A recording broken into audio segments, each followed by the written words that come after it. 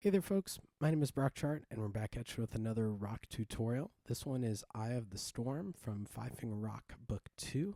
I really love this piece. This one is definitely an ode to metal bands like Evanescence in particular. And what I love about that band, well, there's a lot of things I love about them. They're just really, really great musicians. But is the contrast between like the singer Amy Lee is just has a absolutely gorgeous voice, just very angelic over this just like metal band, and I love the contrast of those and a lot of their hits. Thinking of "Bring Me to Life," "My Immortal." A lot of their stuff has this kind of, I don't know, her voice is just very like angelic and very kind of dreamlike almost, and so it kind of floats on top while there's this kind of dark swelling, I don't know, tension that's happening in the band. That, they're all hooked up to amps and stuff like that. And there's this kind of turmoil that's building and building and building while she's kind of floating over the top. And then everything kind of comes together. And it's just, oh man, it's really cool. It's very, powerful. And I love that contrast. And so this is definitely an ode to that. And I thought that, a lot of their stuff kind of sounds like a storm a little bit. There's this, beauty and this darkness, and this kind of turmoil that's like something's going to be happening and there's something under the surface, and then it just really goes out into some face melting metal music. And so that's kind of what this piece is about. So definitely check out Evanescence. They're just great musicians, really good songwriters. And so this one's in three. And it's a pretty fast three. It's a pretty fast three. And so your left hand is going to be on middle C, while your right hand is going to be on this E. And so this intro here, 2 3 1 2 3 1 2 3 1. It's almost like they're passing the melody from the left hand to the right hand, almost like a 3 note phrase rather than a 2 note phrase. And so the trick is to, make that sound like one hand instead of two. And we are going to always pretty much bring out whatever the highest note is. Not always the case, but a lot of the times it is. And so I'm going to try to bring out that top voice, that C, B, C, B, C, B, A, G. That's kind of our melody here. And we're pedaling a little bit here and doing it about every 2 bars. So that's our intro, nothing super crazy there.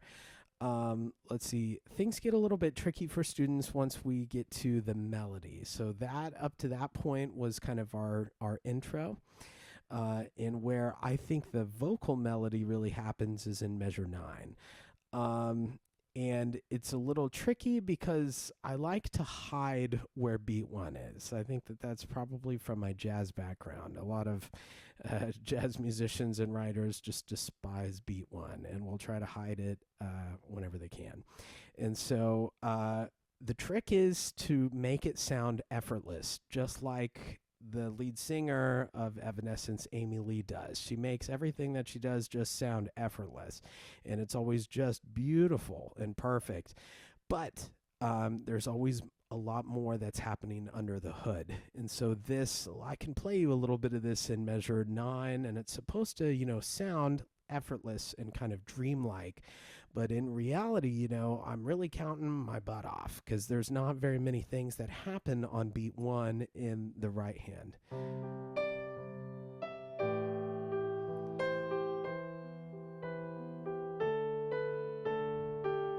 And so it's supposed to be just this very flowing, sound effortless sort of thing. And so when we look at that a little bit deeper and learn how to play it, so I am going to be 1 on G in my right hand, and I'm going to stretch out a little bit to where I have a skip between my 1 and my 2. So 1, 2, 3, 3, 1, 2, 3. And I'm going to close my hand. 2, 3, 1, 3, 1, 2, 3, 1, So let's try that one more time together. Just the right hand a little bit slower. 1, 2, 3, 1, 2, 3, 2, 3, 2, 3, 1, 2, 3.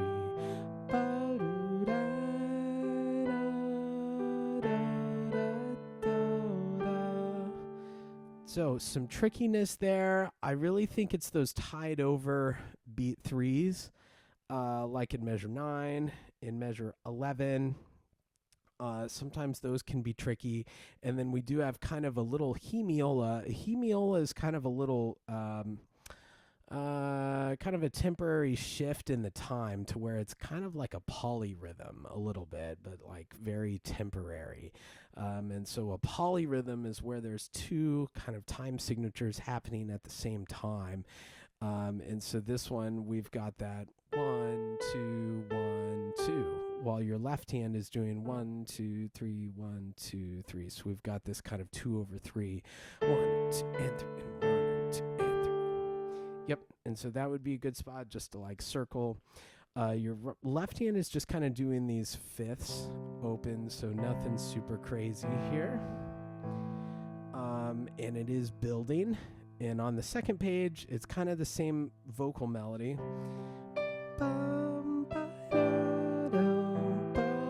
But your left hand is going to go down that octave. And this is really where like that turmoil that's been building is coming down. And this is really where we start to like rock out. And that's, things really start to get fun very quickly there. I love that part. And so it's the same kind of stuff that we saw right in 21 is the same music as 13, but left hand goes down an octave. And so if there's any, writers out there that are interested in composing your own pieces or whatever, you can don't underestimate the power of range. Musically, it's exactly the same in 21 as it is in 13. All I did was take it down an octave, but it's a massive shift in the tone, and it really sets up that rock part where we're doing those power chords like way down low. And so even just shifting one of the hands up or down an octave can really change the tone and make it sound fresh or lead it into a new section a little bit later. And so this whole thing is kind of a build. 2, 3, 1, 2,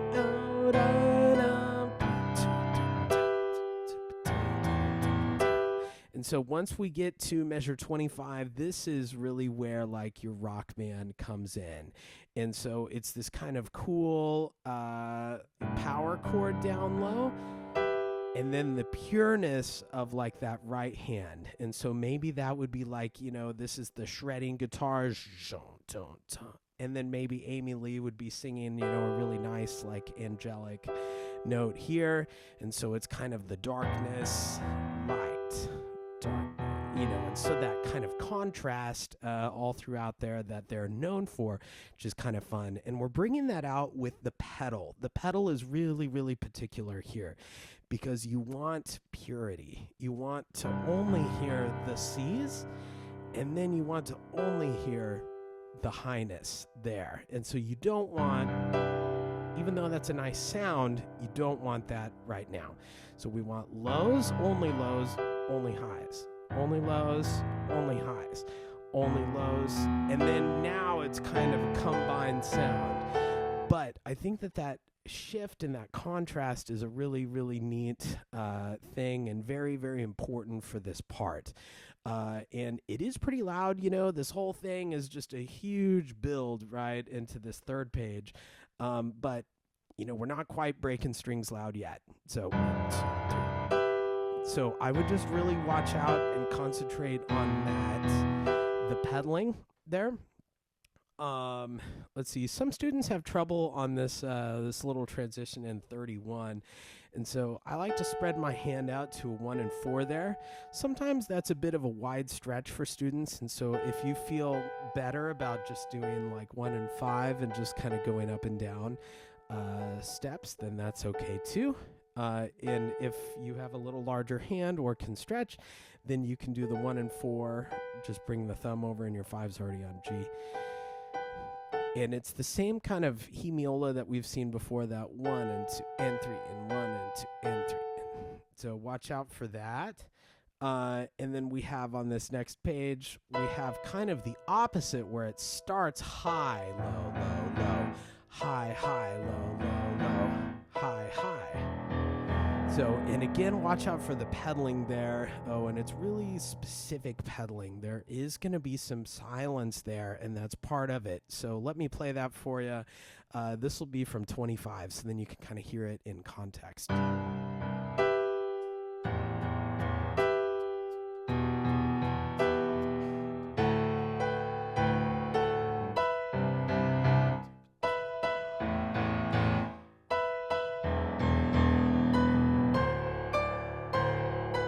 So there should be silence in beat 2 of measure 34 and 36. And you can hear that kind of in slow motion. 1, 2, 3, 1, off. 3, 1, 2, 3, off.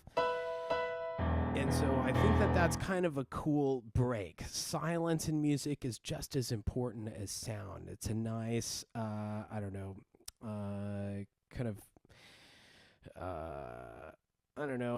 kind of a nice break in between the sonorities, I guess, and the sound, and it's kind of unexpected and kind of cool. And then again, we have this hemiola, boom, boom, boom, 1, 2, but this time we're in octaves. This is the heaviest part of the tune right here in 41, and if you look at it, it's kind of a callback a little bit to our intro.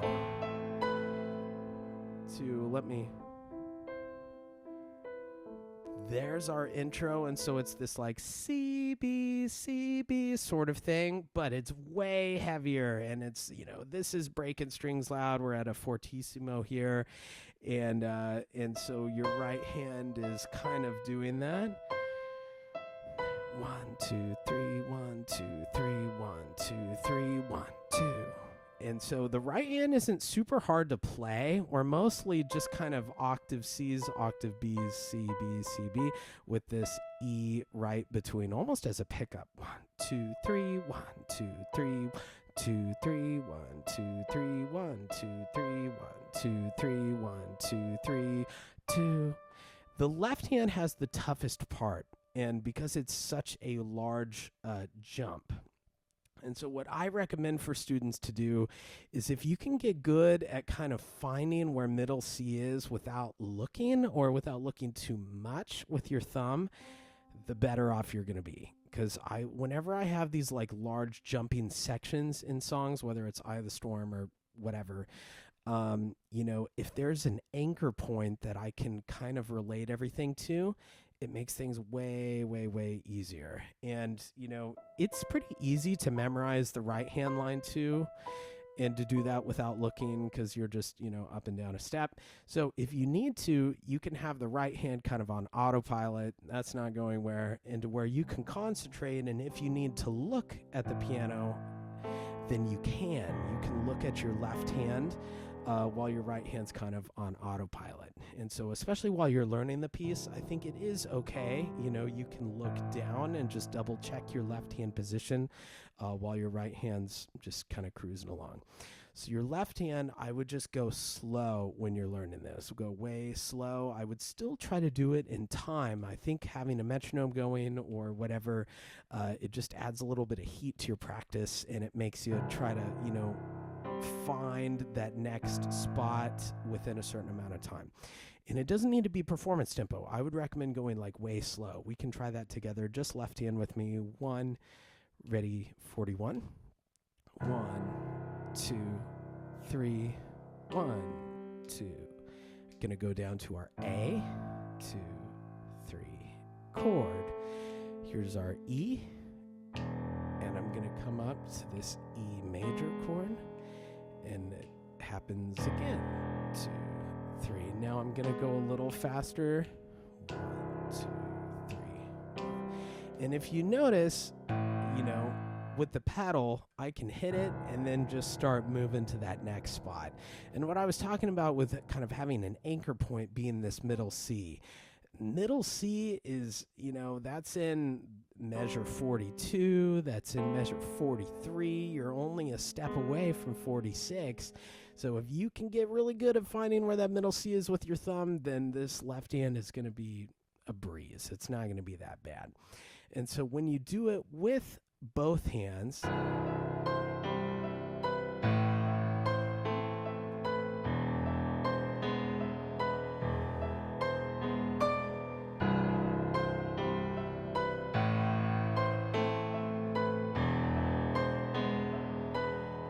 and it's kind of cool. This is a little music theory stuff. Everything to this point has been like very minor sounding, and I think maybe like an E minor. Like in the intro, I had said that this is kind of like the intro.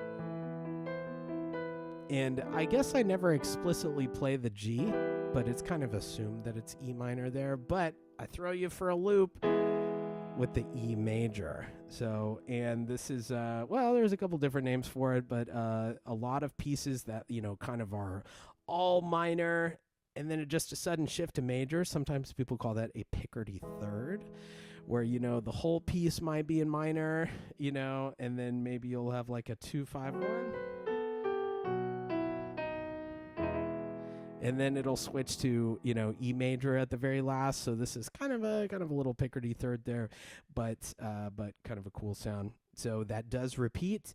And then check out this very last page. It's basically our intro just written out. And I do have a little note here that says let pedal ring. And we have all of this noise, all of this sound that's built up from this part. And what's kind of cool is that if you just hold the pedal down, and I'm not letting go,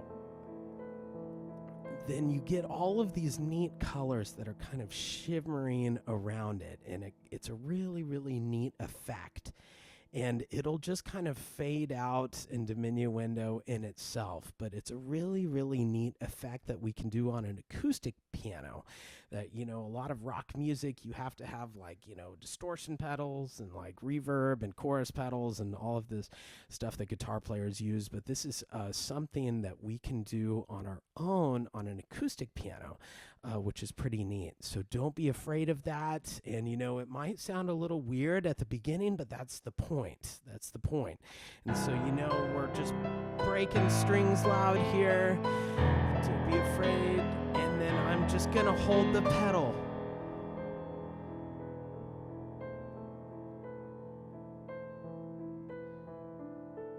And I'm not letting go. And then I can slow down here. And I can hold that. And I still haven't let go of the pedal. And then I release. So, cool.